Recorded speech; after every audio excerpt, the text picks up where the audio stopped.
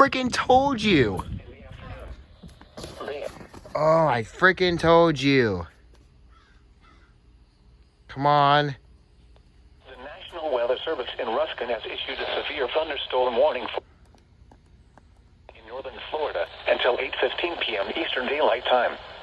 At 7:37 p.m. Eastern Daylight Time, a severe thunderstorm was located over Andrews, or near Chiefland, moving south at 25 miles an hour. Hazard, 60 miles an hour wind gusts and quarter-size hail. Source, radar indicated. Impact, hail damage to vehicles is expected. Expect wind damage to roofs, siding, and trees.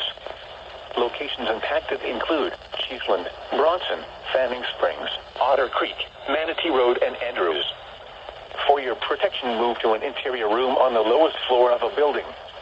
Repeating, a severe thunderstorm warning has been issued until 8:15 p.m. Eastern Daylight Time for the following county: Levy, Florida.